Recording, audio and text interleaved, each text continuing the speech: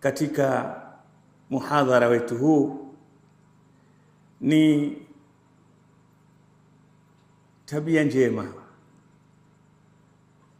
umuhimu wa kuwa na tabia njema, kwa sababu tabia njema ndiyo funguo ya mwanadamu katika kuwa mwanadamu mzuri na kufaidika na dunia yake na akhira yake. Ni lazima awe na tabia njema. Na mafuhumu ya tabia njema ni kwamba ni pale mwanadamu anapokuwa yuko tayari kufanya vitendo vizuri ambavyo vinamridhisha yeye lau angefanyiwa. Tafsiri ya hadithi ya Mtume sallallahu alaihi wasallam fupi inakufunza nini tabia njema? Ahibba linnasi ma tuhibbu linafsi, wapendelee watu lile ambalo unajipendelea mwenyewe. Kama wewe hutaki kukerwa na usimkere mwingine, hutaki kuudhiwa usimuudhi mwingine. Kama vile unavyopenda kheri, basi mfanyie kheri mwingine. Hii ndio ufupi wa kuitambua tabia njema.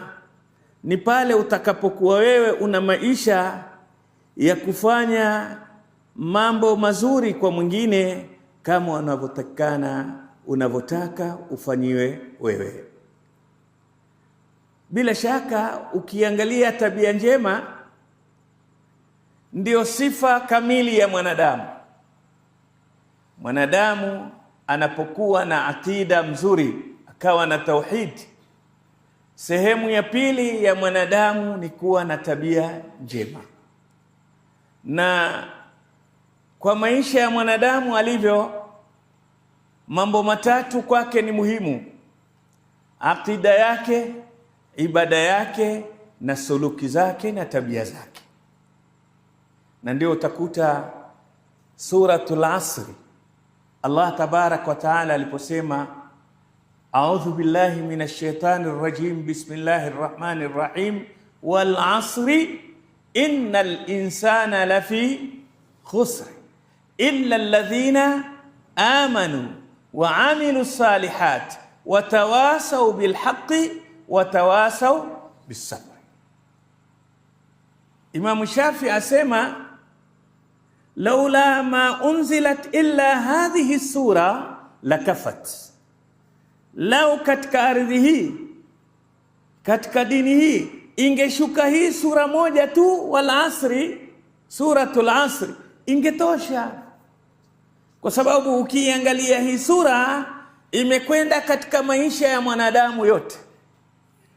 Sura hii imetengeneza picha ya kuwa mwanadamu ni mambo matatu: awe na imani mzuri, mwanadamu awe na utendaji mzuri, mwanadamu awe na tabia nzuri.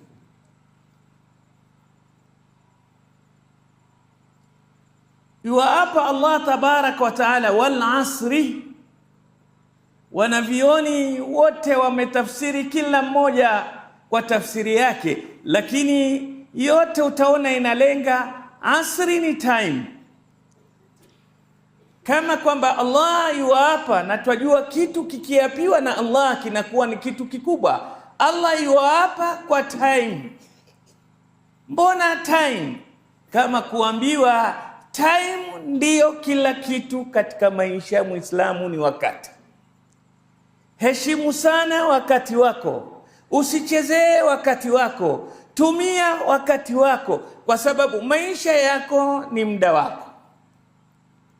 Wewe hapa duniani ukimaliza muda wako hubaki tena. Unaishi hapa kwenye limit ya time, miaka 50, 60 na masaa kadhaa na siku kadhaa. Zikifika hizi utaondoka. Sasa kuwa na muhimu ya wakati zaidi kuwa na muhimu ya vitu. Sisi mara nyingi lau utapoteza shilingi 100 tu, 100 bob ikuanguke, siku mzima utakuwa kumbuka, sijui umepoteza wapi.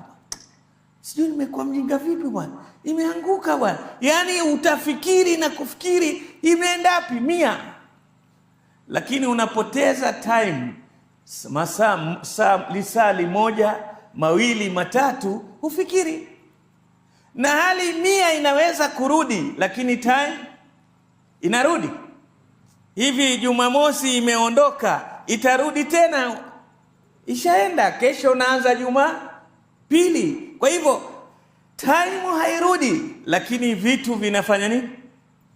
Hela unaweza kupata ingine, lakini time iliyokuondokea huwezi kupata tena nyingine. Kwa hivyo time ni wakati, au muda wako ni wakati kuliko chochote, kwa sababu muda ni sehemu ya maisha yako. Ndio Al-Hasan al-Basri rahimahullah akasema,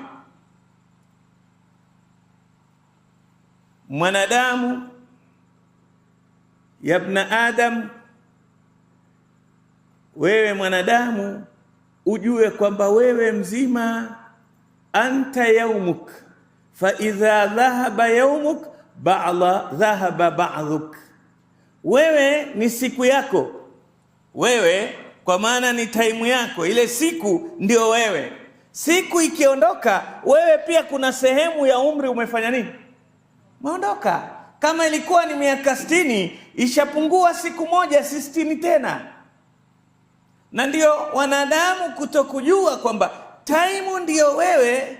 Wanadamu wakimaliza mwaka wanasherekea, wana birthday, wana happy new year, lakini washerekea nini? Uislamu haukuweka hivi, kwa sababu wewe ukiingia mwaka mpya ni wa kuhuzunika kwamba ushakaribia kaburi kwa mwaka mmoja. Tuko pamoja? Kaburi likifika, mwaka ukimalizika, ina maana wewe ushadidakti mwaka katika maisha. Kama ilikuwa ni 50, imebaki 40 na sasa wewe kama imefika karibu ya kufa, unasherekea kweli? Wewe unauawa na wewe unacheka, happy new year, wewe tumeelewana? Hatuna hii katika Uislamu. Kila muda ukienda, wewe ndio unakuwa karibu na nini? Na kabri. Anta yaumuk fa idha dhahaba yaumuka dhahaba ba'du. Wewe ni ile siku ikiondoka, na sehemu ya wewe imefanya nini? Imeondoka. Kwa hivyo time ni kitu muhimu sana. Huu muda ndio Allah akaapa na kitu kama hiki, wal asri. Subhanallah, ukiangalia Qur'ani imeapa na kila time. Wal asri, kuna wakati Qur'ani imeapa na alfajiri, si ndio? Wal fajri wa layalin.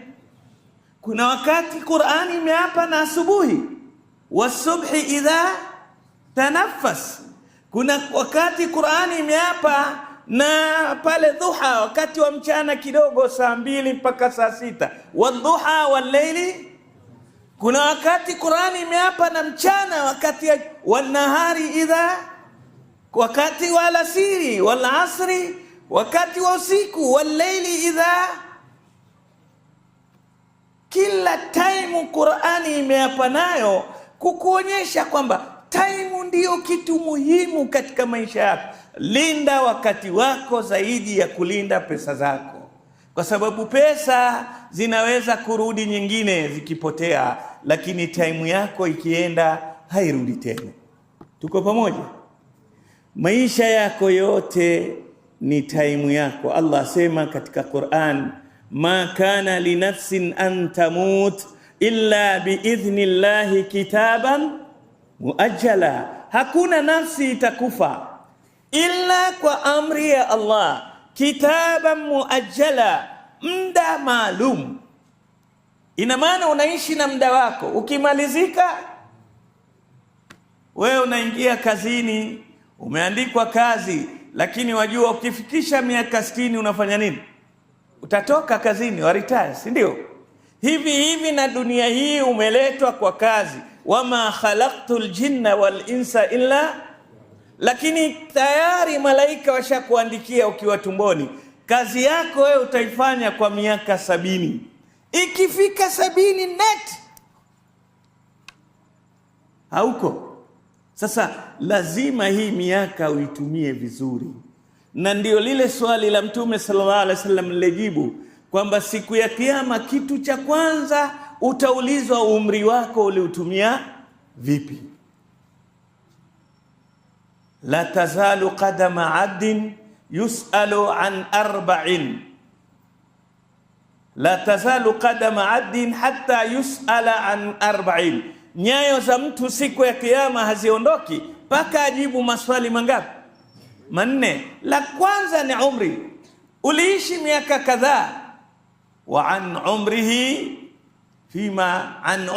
fima afna, swali la kwanza utaulizwa umri wako uliisha vipi, kwa sababu wewe tabia yako, umbile lako ni la kuisha, kila kitu chako kinaisha. Sasa umri wako huu ulioisha, kwa sababu kullu man alaiha fanin, kwa hivyo an umrihi fima afna, uliumaliza vipi huu umri wako? Kiapo hiki cha Allah, hebu ukienda nyumbani leo fikiria sana, mbona vipindi vyote Allah ameapa navyo? Ameapa na fajri, ameapa na subhi, ameapa na duha, ameapa na nahar, ameapa na asri, ameapa na usiku wa leili, zote ameapa nazo. Kuna nini kwenye time? Ndio uweze kulinda thamani ya wakati. La kusikitisha, katika watu ambao leo hawalindi time ni Waislamu. Wana muda mwingi wa kucheza, wana muda mwingi wa kupoteza. Waweza kumwona mtu wamekaa maskani, wamwambia masaa yote sasa atupush time, lakini unajipushi wewe, unapush time. Wewe ndo ajipushi kaburini, sio time. Time iko, itakuja kesho ingine, lakini wewe huenda kesho ukawa haupo. So ni lazima kila muumini atambue thamani ya wakati, ajue kwamba wakati ni kitu muhimu sana katika maisha.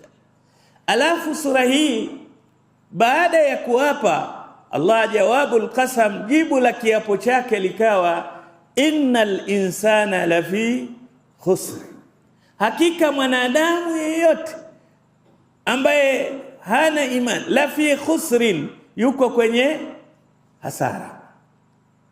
Mwanachuoni mmoja asema, nimeisoma hii suratul Asri, aya hii kanisumbua kwa miaka 20 kufahamu maana yake kivitendo. Innal insana lafi khusr, mbona Allah kabla mwanadamu hajafanya chochote kwanza ametangaza asili ya mwanadamu ni hasara? Vipi? Asema baada ya miaka 20, mmoja katika salafa asema baada ya miaka 20 nikaingia sokoni. Asema alipoingia sokoni akamkuta mtu, kijana mmoja amesimama sokoni, kila mtu anauza biashara yake. Yule kijana asema awaita watu, awaambia jamani, njoni mununue, rasilimali yangu inahasirika, rasilimali yangu inamalizika. Mkiacha kununua jamani nitapata hasara, mkiacha kununua nitapata hasara, irhamuni rahmakum, nihurumieni napata hasara. Ikabidi aende karibu na yule kijana.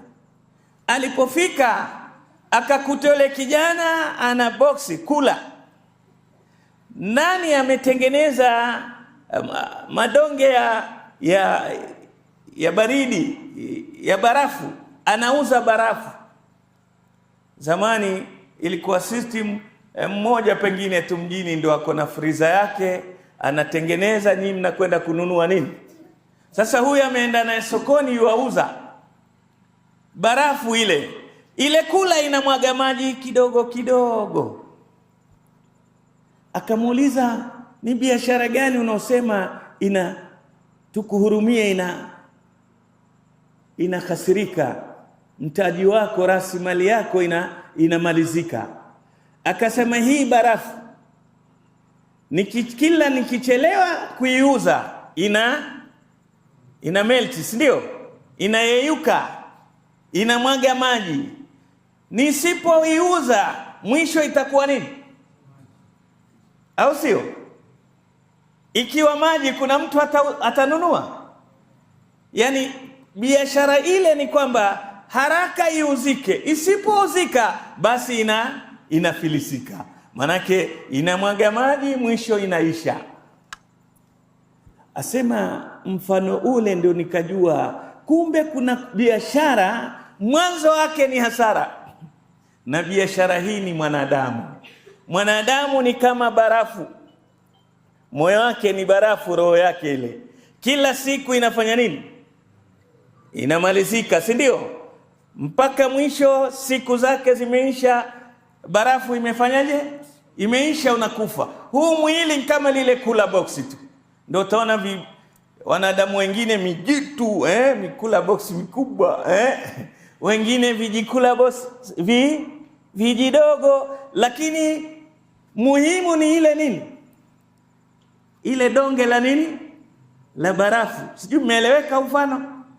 Vijana mmenielewa? Roho yako ndio muhimu pale. Ikimalizika ile roho, muda wake ikiondoka, hili kula box halina faida tena, ndio linaenda kutupwa ndani ya mchanga. Sasa fanya bidii katika maisha yako, ujiuze haraka haraka. Hal adullukum ala tijara, ndio Allah akatumia lugha ya imani kwa neno la biashara. Hal adullukum ala tijaratin tunjikum min adhabin. Hapa uko kwenye biashara, fanya bidii biashara yako iuzike. Ikichelewa kuuzika, biashara hii ni donge la barafu, itayeyuka, itakuwa -0 kwako. Tumeelewana? Naam. Innal insana la fi khusri. Hapo ndio nikaelewa kumbe yawezekana. Hii ndio hasara iliyotajwa mwanzo kwa mwanadamu, ni kwamba mwanadamu amekaa na kijiroho chake hiki, asipokitumia vizuri kikamtengenezea kule akhira, kitaisha siku zake, kitaondoka kijiroho, na yeye atabaki bila ya chochote katika maisha yake. Illa alladhina amanu. Allah akaweka lamu hii istithna, illa alladhina amanu. Mtu atakayeepukana na biashara hii na hasara hii ni yule atakayefanya biashara ya imani. Illa alladhina amanu, watu watakuwa kwenye hasara isipokuwa wale walioamini. Kwa hivyo njia moja ya kuepukana na hasara, kwanza ni kuwa na akida mzuri na Mola wako na Allah. Umwamini Allah, akida salima. Uwe unaamini kwamba yupo Allah ndiye aliyenileta, na Allah ndiye anaendesha mambo yangu, na Allah ndiye anayenijua zaidi kuliko yoyote, na Allah ndiye anayenitakia mazuri katika maisha yangu. Moyo wako ukamlekea Allah, wajjahtu wajhiya lilladhi fatara as-samawati wal ardh hanifa muslima, bila ya kuwa na kona. Yani wewe moja kwa moja ukamlekea Allah kwamba huyu ndiye kila kitu kwangu. Inna ma'iya rabbi sayahdi. Mimi maisha yangu, kufaulu kwangu, lazima nifuate muongozo wa Allah tabaraka wa taala. Lengo hili ndilo lilofanya watu wakubwa wafanye haraka katika kuiuza biashara hii. Musa aulizwa na Mola wake, mbona umefanya haraka kuja kwangu? Asema wa ajiltu ilaika rabbi litarda, nimefanya haraka kuja kwako ili ufanye nini? Uridhike, kwa sababu mwisho mimi nitarudi kwako, na hakuna namna isipokuwa mimi nirudi kwako na mazuri ndio unipokee vizuri. Yauma la yanfa'u malun wala banun illa man ata Allah biqalbin salim. Atakaye rudi kwa Allah tabaraka wa taala na moyo ulio msafi. Moyo ulio safi ni moyo wenye tauhid, anaamini, ana yakini na Allah tabaraka wa taala, anamwamini Allah, amejenga ikhlasi yake, anachokifanya anafanya kwa ajili Allah, ana yaqini kwamba mimi nina Allah, nina muumba, lazima maisha yangu yamridhishe yule niliyemuumba. Qul inna salati wa nusuki wa mahyaya wa mamati lillahi rabbil alamin. Kwa hivyo lazima mimi, sina njia ya kufaulu duniani wala akhira mpaka nimlekee Allah tabarak wa taala. Ninachokifanya nikifanye kwa ajili yake, na hakuna kitu kizuri kama yaqini. Al-yaqin ni pale utakapokuwa una hakika kwenye moyo wako, kwenye akili yako kwamba hiki kina faida na mimi. Ndiyo maana yaqini, ni kuwa na hakika kwamba hili ni sahihi kwangu. Wanasema mtu akiwa na yaqini na jambo laweza kuwa la muumiza na yeye wacheka. Kuna bwana mmoja alikuwa na maisha magumu sana, kiasi hana mtu mzima, amefika mpaka wakati chakula yake ni aombe mtu, leo sijakula, apewe mkate ndio na maziwa ndio amekula. Kuna vijana wakorofi pale sokoni, ule mzee anapokuja kutafuta riziki, wakasema huyu mzee huyu anatusumbua, acha tumtengeneze. Vijana hawana dini. Wale vijana kwa kuwa dini yao iko chini, wanakerwa na ule mzee kuwa kule kuja kuomba riziki pale. Siku moja amekuja, wakamwambia, wakapanga dili. Yule mzee wana rafiki yao akampigia simu, yuko nje ya nchi, washapanga. Akamwambia, wewe ndiye Muhammad Yusuf Hassan? Akasema ndio. Wakamwambia, sisi tuko Uingereza, wewe ulikuwa na ndugu yako fulani alafu amepotea. Asema ndio, miaka mingi sana huyo, sijui uko wapi. Ni vijana wamemjua ile story, wameitengeneza uongo tu. Akamwambia, basi huyu bwana alikuwa na sisi Uingereza, anafanya kazi mtaa fulani, mji fulani hapa, lakini amefariki. Na ameweka will, wasia, ile hela yake yote ameweka jina lako na namba yako hii, kwamba wewe hela yake kuna milioni 60 hapa, uletewe wewe. Mzee akasema, mzungu anaongea, anamtaja ndugu yangu kweli, tena anaahidi kwamba kuna pesa yangu. Wanamwambia, basi tuko kwenye process hii pesa ya kuweza kukutumia. Yule mzee akaingia sokoni siku hiyo, akiingia hakuomba, asema, hakuna milionia kama mimi.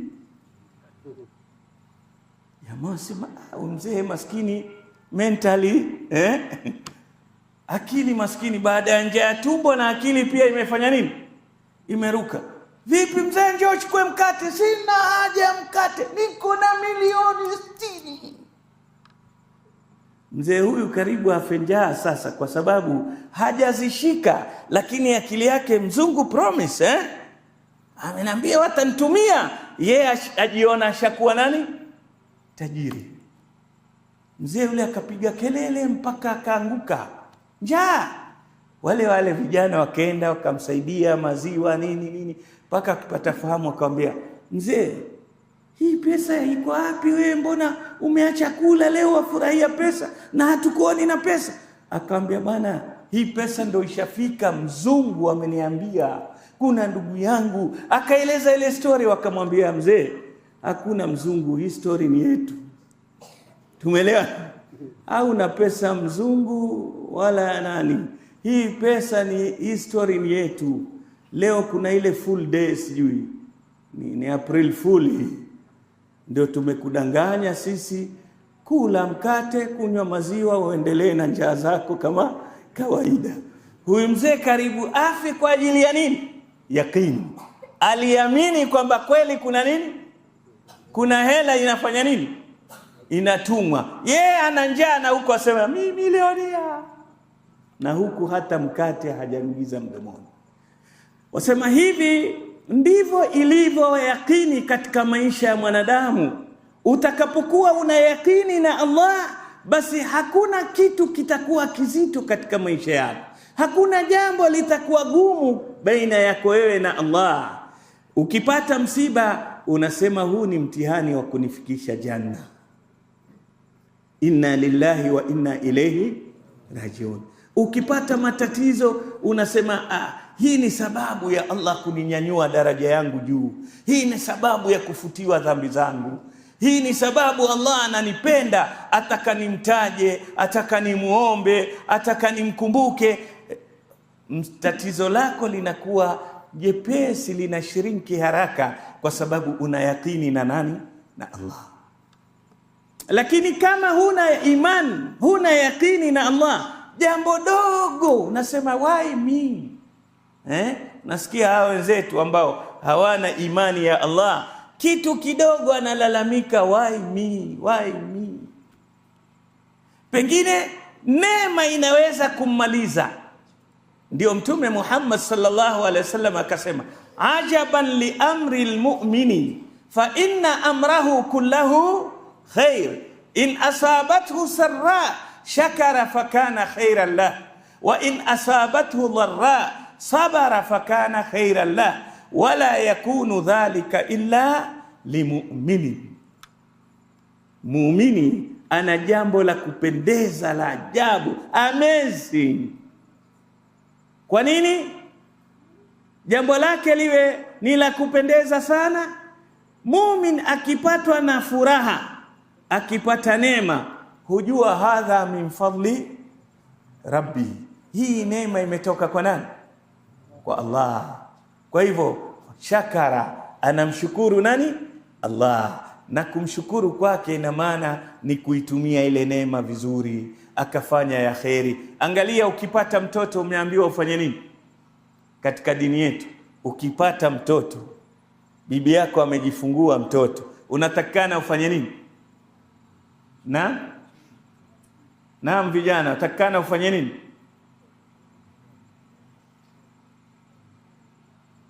Ni sunna unapopata mtoto uweze kufanya nini? Aqiqa, sunna ya kuchinja, au sio?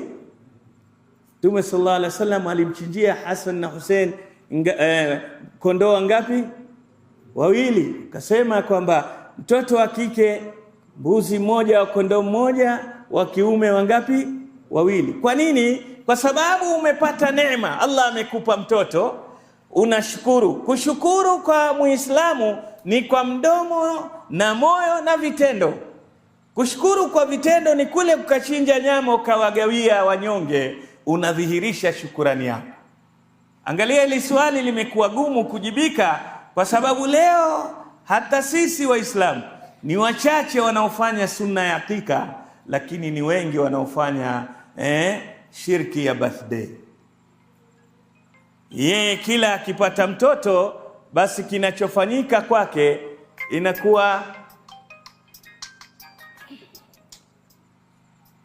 kila mwaka anagharimika kufanya birthday.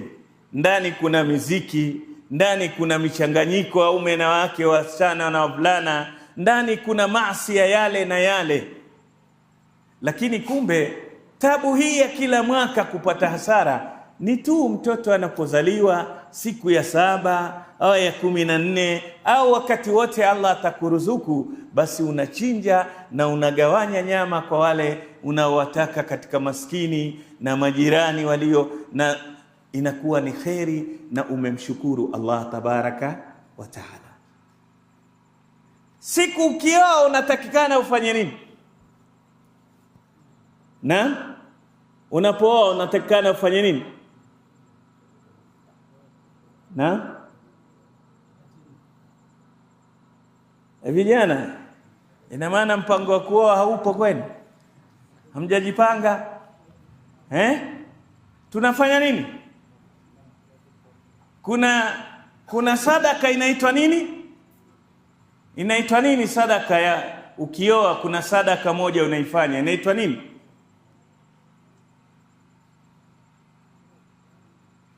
Allahu subhanallah. Moja katika kufurahia, umepata nyumba, umepata bibi, umepata mke, unatakikana kuna sadaka inayoitwa walima.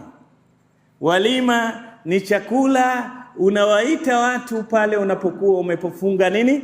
Ndoa. Lakini kwetu leo walima imepotea, lakini ngoma zitachezwa usiku, utakodisha DJ sijui nani, fujo mtaani, watoto hawalali, wazee maskini wateseka, bu kisa na sababu eti unaoa. Lakini ungekuwa ni mwenye kushukuru, kujua huyu mke ni neema. Kuna wangapi hawajaweza, wanatamani kuoa. Ulipopata uwezo, unatakikana ushukuru na uchinje. Tuko pamoja? Na kila zuri unapolipata katika Uislamu, utakuta unalekezwa namna ya kumshukuru Allah tabaraka wa taala. Kila zuri. Sasa muumini ndivyo alivyo, akipata neema haamini kwamba hii ni juhudi yake wala ni bidii yake, la, anasema hii ni taufiki ya nani? Allah, hadha min fadli rabbi, ni katika fadhila na zawadi ya Mola wangu. Kwa hivyo anamshukuru Allah na anaitumia ile neema vizuri. Wa in asabathu dharra, akifikwa na msiba na tatizo, madhara yoyote yanapomfika, basi vile vile sabara, anafanya nini? Anasubiri, anajua si kwa ujinga wangu nikafikiwa na matatizo haya. Huu ni mtihani unaotoka kwa nani? Kwa Allah. Inna lillahi wa inna ilayhi raji'un. Anakubali hivyo kwamba haya yatoka kwa Allah, inna lillahi wa inna ilayhi raji'un, na hapo ndio akawa tayari kuweza kuvumilia ule msiba. Asiyekuwa muumini anajiuliza, kwa nini nimekuwa hivi? Kwa nini nimefikwa na haya? Kwa nini nikapata tatizo hili? Inakuwa ndio shida yake, anajilaumu. Lakini muumini wa kweli hatatiziki na hayo. Pale pale anaanza juhudi zake na kumwogopa Mola wake na kuweza kumuomba Allah tabarak wa taala kuweza kuvumilia na kubeba ule msiba. Rabbana afrigh alaina sabra wa thabbit aqdamana wansurna ala alqaumil kafirin. Asikuwa muumini, wacha matatizo. Akipatwa na matatizo atagombana na majirani kwa sababu wasema nimerogwa.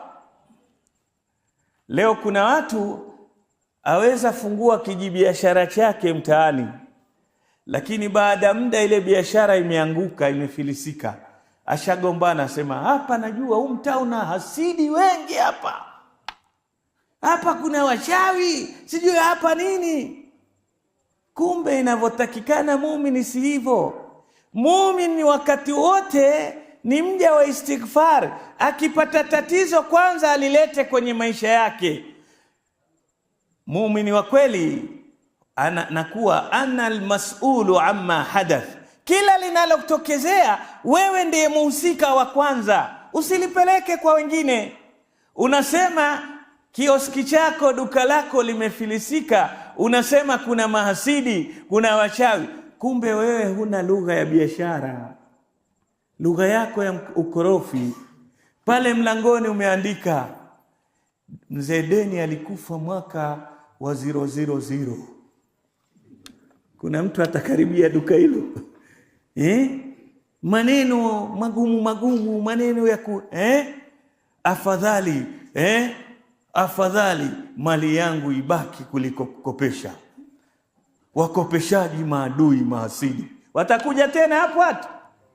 Sasa kumbe wewe mwenyewe ndio umeiroga ile biashara. Wewe sema mtaani kuna nini? Waweza kuwa na mali mzuri na watu wasinunue, na mwingine akawa mali yake duni na watu wakafanya nini? Kulikuwa na watu wawili sokoni. Mmoja anauza Asali. Tunajua asali tamu mzuri, si ndio? Mwingine ana meza yake hapo anauza siki. Mwajua siki? Naita nini kizungu? Vinegar, sio? Vinegar, siki. Tumeelewa? Iko vipi? Chachu, harufu yake kali, si ndio? Siki si tamu kama nini? Asali. Lakini watu foleni kwa mwenye asali, kwa mwenye siki, wananunua kwa wingi. Pale kwake hafiki mtu. Huyu jamaa akasema, shaniroga. Mbona watu wanunui kwangu wanunua? Akakaa, akaona labda bei zangu ziko juu, ngoja niulize bei ya siki. Kimpango akaulizia, akajua, akashukisha bei. Watu hawaji. Mimi nilijua hili jitu hili lichawi hili. Lishaniroga biashara. Akaenda kuzungumza na familia yake, mkewe, sijui ni mke wake, akamwambia, sikiliza bwana, waache kudhania mwenzako vibaya. Muulize kuna siri gani, mbona watu wanatengeneza kiu katika biashara yake ya siki ambao ni mbaya na hawaji kwenye asali ambao ni mzuri. Mke wangu umenipa fika. Itabidi nimuulize sasa, hata akidhania asidi ni mimi, nitamuuliza. Akamwambia, bosi, mbona watu wananunua sana siki kwako? Harufu yake mbaya, kali, na ya asali yangu tamu hawaji. Akamwambia, anta tabi'ul asala bilisani, wewe unauza yani asali kwa ulimi wa siki, na mimi nauza siki kwa ulimi wa nini? Asali. Hiyo ndio different. Asali yako nzuri, lakini ulimi wako na watu mchafu. Kwa hivyo watu wanakimbia siki nzuri kwa ulimi wako. Ulimi wako ni wasiki, lakini kitu biashara unaouza ni nzuri, ni asali. Na mimi siki yangu mbaya, harufu kali, lakini watu wanainunua kwa sababu ya ulimi wangu wa asali, ulimi mzuri. Tumeelewana? Hii inakupa ni principle katika maisha. Ukiona kitu kimekoseka, kwanza jiulize wewe, antal mas'ulu amma hadath. Wewe ndiye mlengwa wa kwanza kuhusu hasara ile. Usifikirie watu wengine. Hapana, huenda kuwa wewe ndiye mwenye matatizo. Na haya ndio yanatokea. Utakuta mzazi amekuja shule, amwambia mwalimu, pengine mwalimu mkuu, principal, walimu wako wanamfelisha mtoto wangu. Mwalimu gani atafelisha mtoto? Mwalimu mtoto wake akifeli kwake ni aibu, au si ndio? Ni katika kuwa mwalimu amefeli, lao darasa lake litafanya nini? Litafeli. Mwalimu huyu atakuwa ataanguka. Hakuna lakini umejengwa, mbona mtoto wangu umeanguka hapa? Si yule mwalimu bwana ana grade na mimi sijui nini. Yule mwalimu kuanzia siku ile babu asikia kumbuka baba. Na wewe unatoka vishindo, mwalimu amefanya nini? Hapana. Mwambie kwanza, baba, wacha mambo ya mwalimu. Wewe nipe sababu za kufeli. Hebu niambie wasoma masaa mangapi? Hebu nione notes zako. Hebu nini? Utampata kasoro iko kwa yule, mtairekebisha kwa mwenayo kabla. Lakini utakapoipeleka nje, umemfanya huyu relax vile vile. Baba ashakubali kwamba mimi mwalimu amefanya nini? Amenifelesha. Kama alikuwa amepata C-, subiri tamu ijayo uko kwenye D-. Tumeelewana? Kwa hivyo kinachotakikana kwa muumini, sifa ya muumini kwamba kwa hali zote yuko vizuri. Akipata mazuri yuwashukuru, akipata mabaya yuwasubiri. Hii ndiyo tabia ya muumini. Asokuwa muumini, wacha mabaya, hata mazuri yakimfika yeye pia, kwa kuwa hajui yatoka kwa Allah, yanampa kiburi, yanampa jeuri. Nitatoa mfano mmoja tu. Sisi tuna Eid inakuja. Siku ya Eid utakuta kwa Waislamu neema. Mwenye uwezo atachinja, atagawia nyama maskini, si ndio?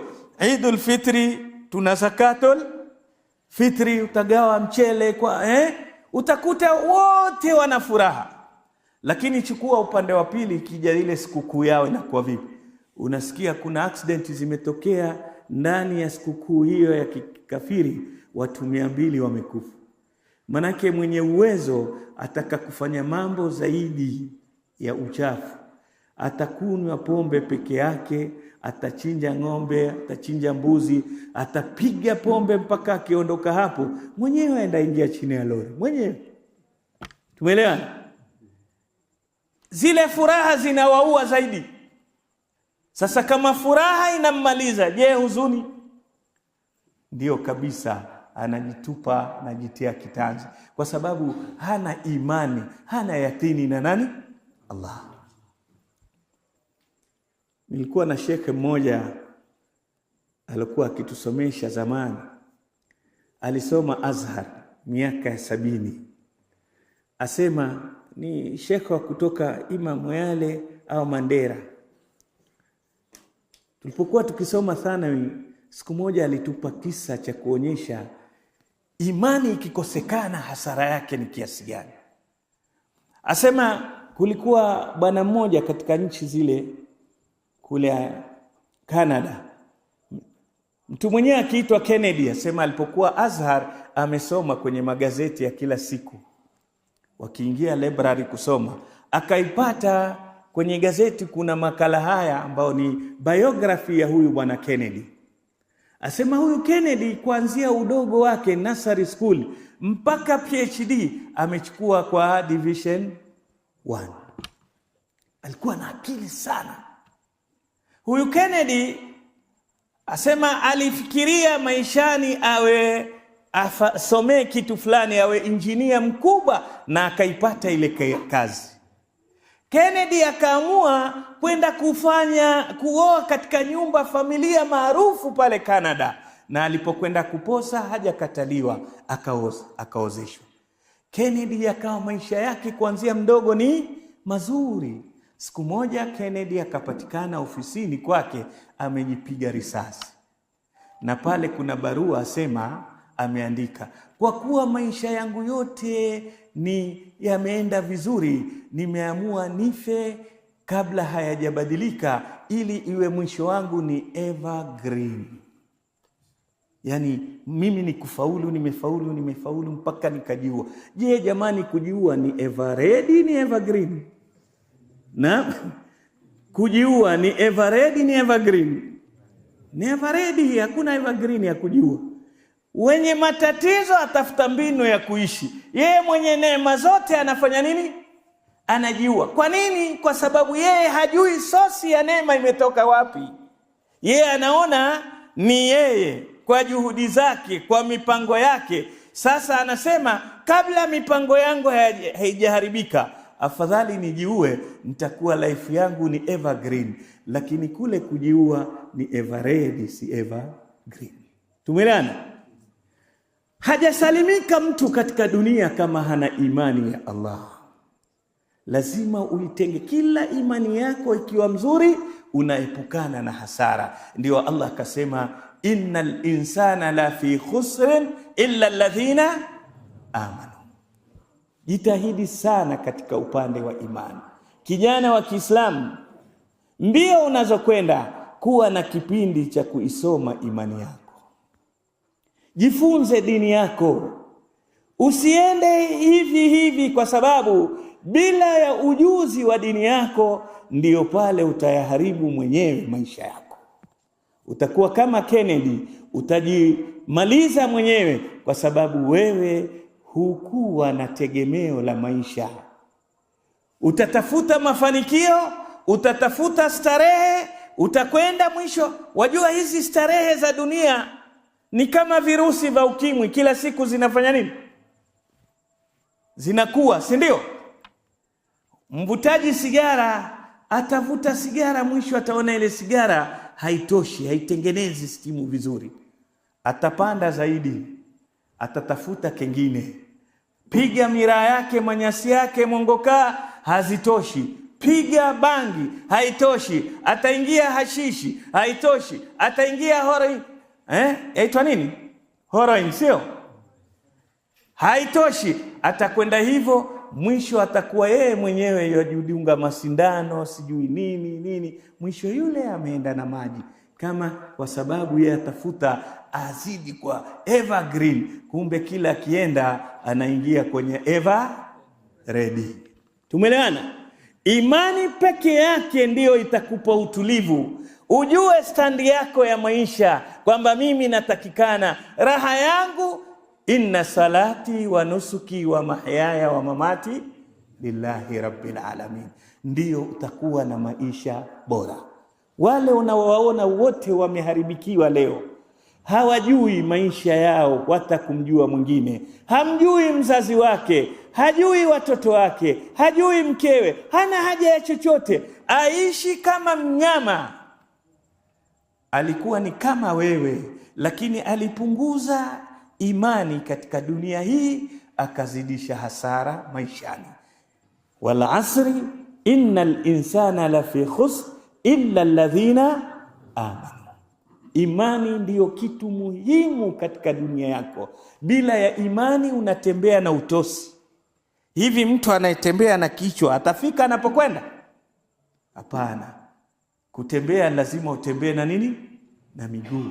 Afaman yamshi mukibban ala wajhihi ahada amman yamshi sawiyan ala sirati mustaqim.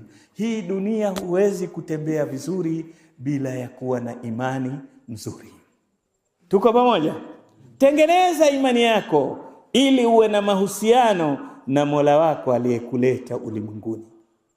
Nakumbuka nimepiga mfano, lau utaenda sehemu yoyote ile, jamaa yako kumtembelea, lakini ukifika umkute na sura kama hakukubali utembee nyumbani kwake, utakaa? Umetoka hapa paka Nairobi, kuna mjombako, kuna sijui brother yako kule, naenda kukaa mwezi mmoja ni relax. Ulipobisha hodi kuingia, salamu alaykum. Salam. Kuna nini boss? Hii swali moja tu, wewe kesho utafanya nini? Utaondoka, maana wajua hapa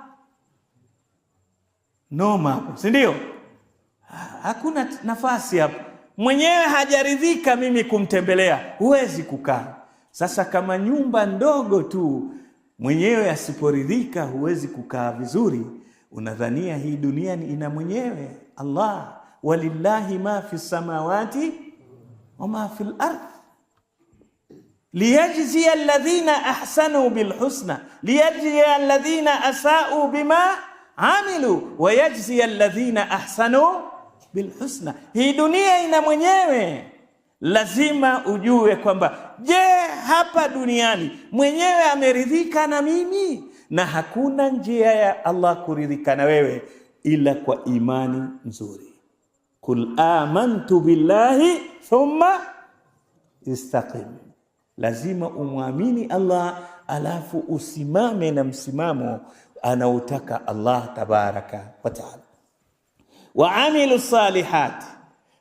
Jambo la pili linalokutenga mbali na hasara ni kuwa na matendo mazuri.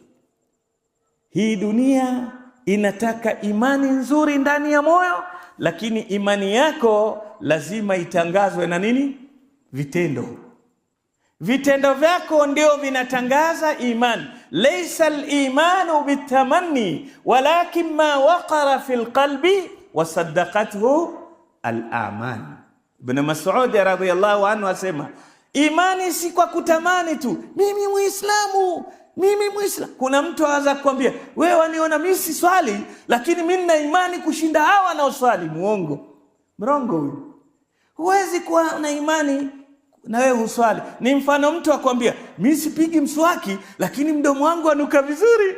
Utamwona nani huyu? Atakuwa nani huyu? Chizi huyu, si ndio? Hapigi mswaki lakini mdomo unanukia vizuri. Haiwezekani. Madamu upigi mswaki, mdomo wako utakuwa na harufu mbaya. Hufanyi matendo ya imani, huswali, huwezi kuwa na imani. Kwa hivyo, illa alladhina amanu wa amilu as-salihat. Lazima uwe na matendo mazuri.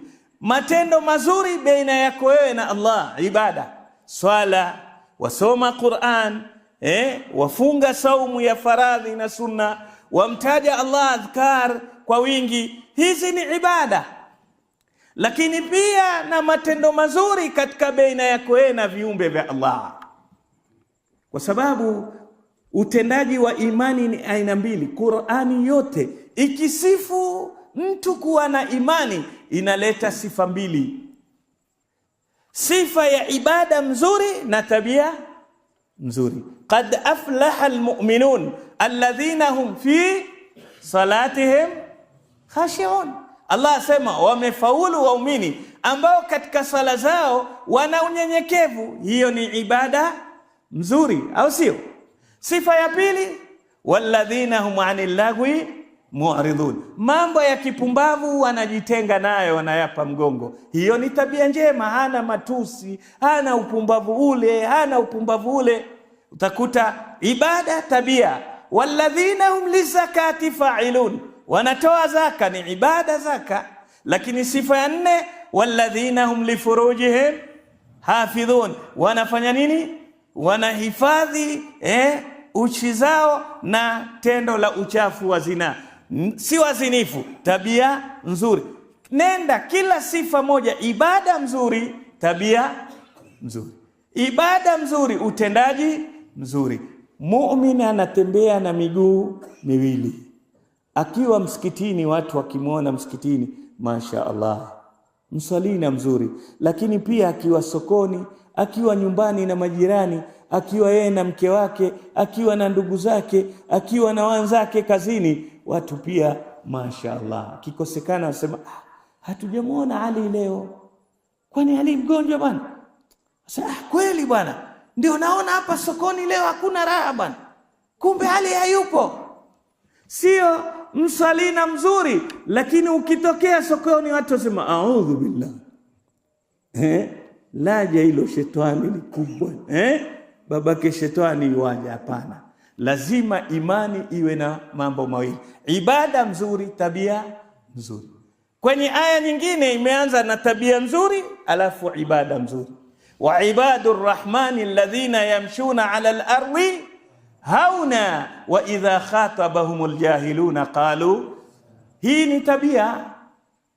Waja wa Allah wenye imani ni wale ambao wakitembea katika ardhi wanatembea na utulivu, hawana shari na mtu. Hata mpumbavu akiwakosea adabu, wajibu lao inakuwa salama, amani iwe juu yako. Hiyo ni tabia njema. Lakini la pili, walladhina yabituna lirabbihim sujadan wa qiyama. Hii ni ibada. Wana tabia njema, wana matendo mazuri, na vile vile wana ibada nzuri. Paka mwisho utakuta tabia nzuri, ibada nzuri. Bali hata Qur'ani ilipomtaja mtu anayepinga dini hii, kafiri mkubwa, imetaja ni mtu ambaye ana kasoro ya mambo mawili: hana ibada nzuri, hana tabia. Nani atanipa nasi hii, dalili hii kwamba Qur'ani yasema mtu kafiri anayepinga dini hii na kuikanusha ni mtu ambaye hana vitu viwili? Nani atakumbuka? Jamani, hii Qur'ani inataka iingie kwenye maisha. Hii dini itumike, isiwe tu. Mwanachuoni mmoja sema si dharura kuzunguka na msahafu mfukoni, lakini ni dharura kuzunguka na maisha ya msahafu mitaani. Yaani maisha yako unapokwenda yawe ni maisha ya Qur'ani, japo hakuna msahafu mfukoni. Itakuwa ni hasara umeubeba msahafu, lakini matendo yako si matendo ya mushaf. Ni sura ndogo jamani. Araaita alladhi yukadhibu biddin fadhalika alladhi yad'u al-yatim wala yahuddu ala ta'amil miskin fawailun lilmusallin alladhina hum an salatihim. Angalia, Allah ameeleza sifa ya mtu mbaya anaipinga hata siku ya malipo. Ana sifa mbili. Ya kwanza, ana tabia mbaya. Araaita alladhi yukadhibu biddin, ni nani huyo? Akamtaja nani? Araaita alladhi yukadhibu biddin fadhalika alladhi, yule anayenyanyasa yatima.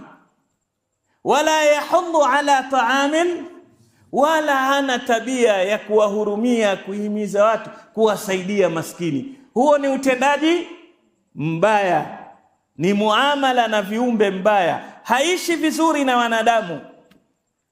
Hiyo ndio sababu akawa huyu wapinga siku ya Kiyama.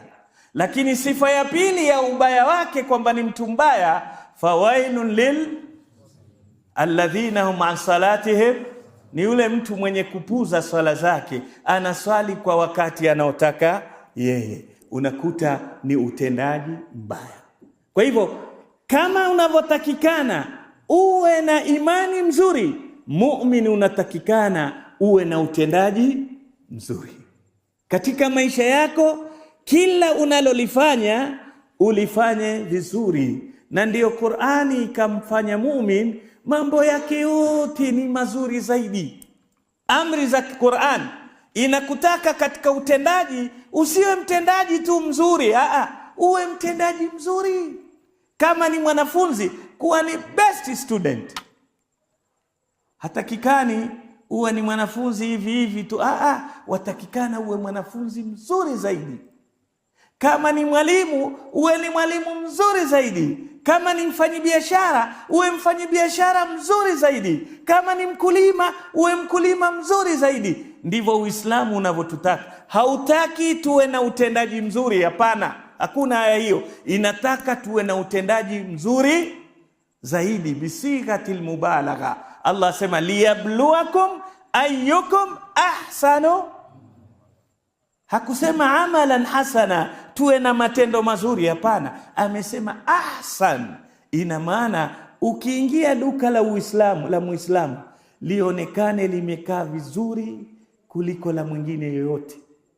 Biashara yake inafanyika vizuri kuliko ya mwingine yoyote. Kiwanda chake ni fundi wa magari, ni fundi sijui wa mbao, furniture, iwe atakuwa na sifa. Hata sokuwa Muislamu asema ukitengeneza kitanda kwa Muhammad, basi hiyo kitanda ni nzuri. Muhammad anajua kazi. Kwa nini? Kwa sababu kazi zako ziko vizuri zaidi. Kinyume leo watu wakimbia Waislamu katika utendaji. Asema heri kuandika hawa jamaa atakufanyia kazi mzuri kuliko nani? Waislamu wetu bwana, kwanza waongo, sijui wavivu. Sasa sifa hizi sio za Muislamu, sio sifa zetu. Sifa zetu ni kwa wazuri zaidi katika utendaji, katika maneno. Wenye matusi mengi leo nani? Sijui huku, lakini kule pwani hata akikusifu pia anakutusi. Yeye akusifu na yeye akusifu. Sasa huyu jamaa mpumbavu huyu bwana. Huyu jamaa mpumbavu kweli kweli. Akikutengezea kitu kizuri kweli, jamani mpumbavu wa mwisho. Sasa huyu amekusifu ama amekutusi? Yani yale matusi yamekuwa ni vitu vya kawaida. Kelele, mitaa ya Waislamu ndio ina fujo nyingi, kila kasoro. Na hali sisi si hivyo. Kama utendaji wetu uwe mzuri zaidi, na maneno mazuri ni maneno ya Muislamu. Waqulu linnasi husna, qul liibadi yaqulu allati hiya ahsan.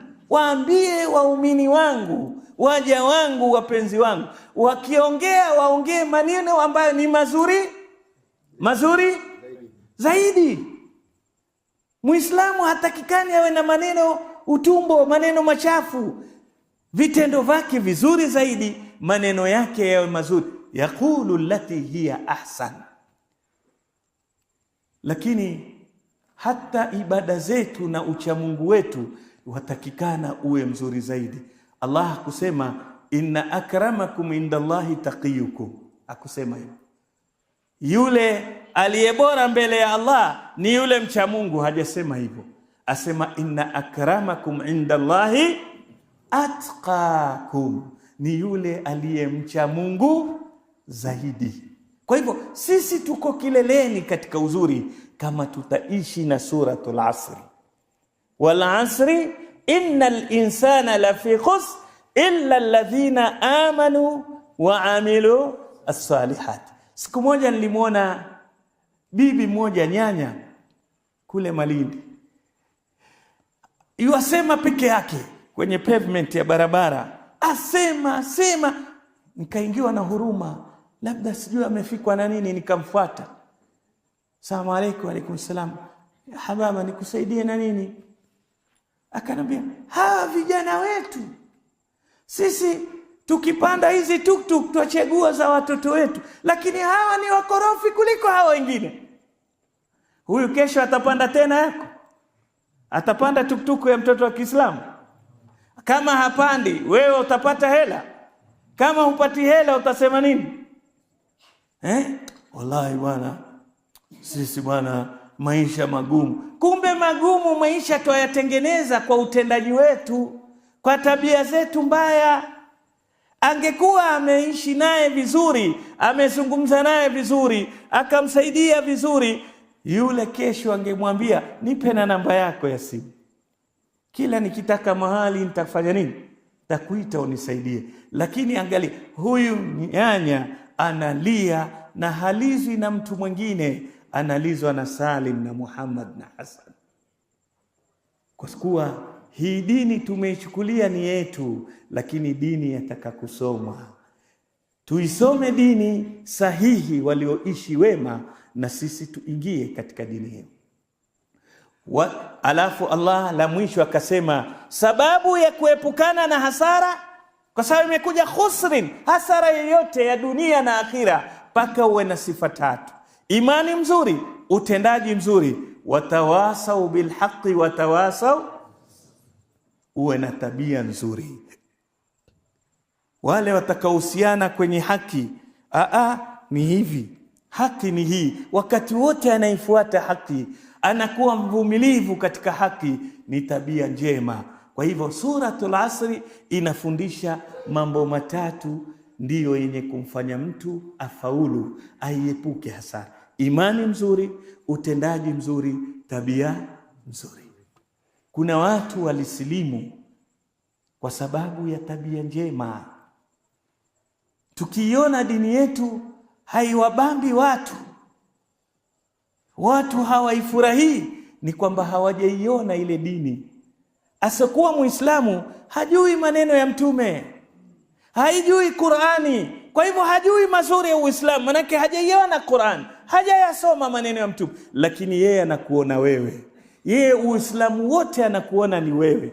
Sasa wewe ukibehave vizuri, ndio anasema hii ni dini. Wewe ukibehave vibaya, anasema wewe hii ni dini baya. Sasa lazima tabia njema iwe na kazi katika maisha yetu, tujijenge na tabia njema. Kuna mwanachuoni maarufu anaitwa Abdullah ibn al-Mubarak. Ibn Mubarak ni katika wanavyoni wakubwa wale wanaosoma fani ya hadithi, kutambua hadithi, udhaifu wake na usahihi wake. Unamkuta nani? Abdullah ibn Mubarak. Maneno makubwa anayoyasema ambayo yamechukuliwa Waislamu leo katika vitabu wa Kiislamu. Abdullah ibn Mubarak anaitwa tabibul umma, daktari wa umma huu, anazitengeneza nyoyo za watu. Huyu Abdullah ibn Mubarak alikuwa anaishi kwenye mtaa na Myahudi ambaye kafiri anachukia Uislamu.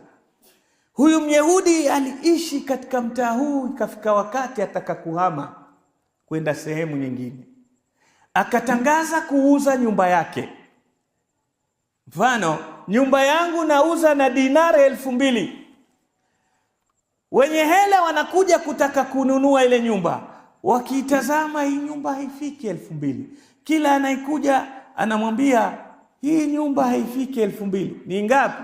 1,000. Ni kweli. Sasa mbona nyumba ni dinari 1,000 unaiuza kwa 2,000?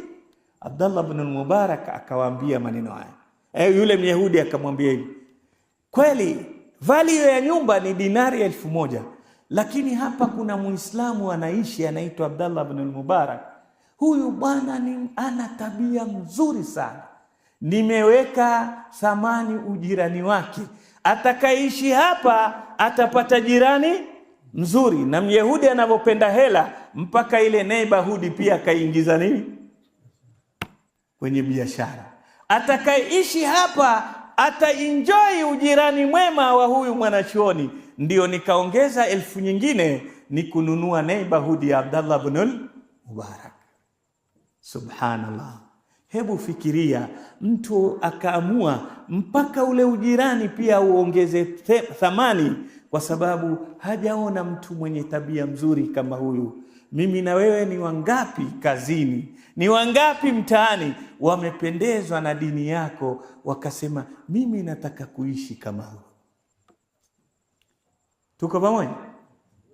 Nani ameweza kufikiria mimi nikiishi na huyu, maisha ya huyu, dini ya huyu, maisha yangu yatakuwa mazuri? Lakini leo kinyume cha hivyo ni kwamba watu wanatukimbia kwa sababu ya tabia mbaya, wakisema Waislamu wana tabia ngumu sana. Kumbe si Uislamu. Kiburi kilichoko si cha Uislamu. Uislamu ni dini ya tawadhu, ya unyenyekevu. Mapenzi yaliyoko, yani uadui ulioko, si wa Uislamu. Uislamu ni mapenzi, kuanzia akida yao, yuhibbuhum wa yuhibbuna. Pila kubwa ya dini hii ni mapenzi.